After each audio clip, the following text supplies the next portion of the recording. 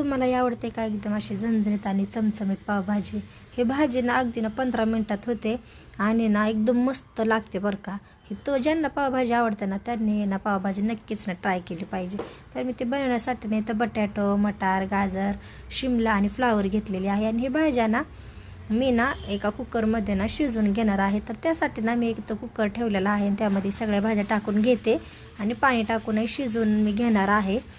तर ना या भाज्यामध्ये ना तुम्हाला आवडते ना ते तुम्ही भाज्यांना ॲड करू शकता.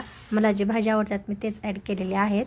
तर ना हे मी ना शिजून घेते तोपर्यंत ना इकडे ना मी कढई ठेवलेली आहे आणि कढईमध्ये ना मी तेल टाकलेलं आहे आणि तेलामध्ये ना थोडेसे जिरे टाकून घेणार आहे. झाला की त्यासोबतच ना आपण इथं ना टोमॅटोची ग्रेव्ही करून घेतलेली आहे आणि ती ग्रेव्ही मी इथं यात टाकणार आहे. तर ही ग्रेव्ही आपण व्यवस्थितपणे ना परतून घ्यायची आहे. त्यामध्येच ना आपले बेसिक मसाले मी टाकणार आहे. हळद, मीठ, पावभाजी मसाला आणि तर मी लाल तिखट टाकून घेणार आहे आणि हे ना मी ना एकदम ना मस्त फ्राय करून घेणार आहे.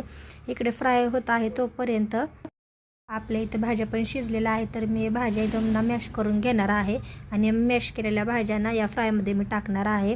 आणि तुम्ही बघू शकता एकदम मस्त ना इथं आपली पावभाजी झालेली आहे. या पावभाजीला आपण एक उकळी मारून घेणार आहोत. मी एका ना तडक्या पॅनमध्ये ना थोडंसं तेल घेतलेलं आहे. त्यामध्ये ना थोडंसं लाल तिखट, कश्मीरी मिरची आणि पावभाजी मसाला टाकणार आहे आणि हे ना तडका आपण ना या ना पावभाजीच्या ना भाजीला देणार आहोत. आणि हे ना एकदम ना अशी तडका दिला ना पावभाजी एकदम चमचमीत लागते बघा.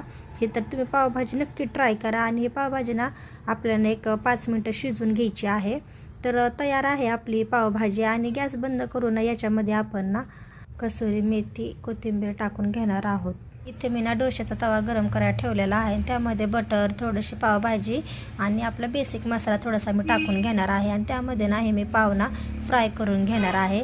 तर हे पाव आपल्याला एकदम ना मस्त ना असे खरपूस भाजून घ्यायचे आहे आणि एका बाजूला आपली भाजी पण तयार आहे.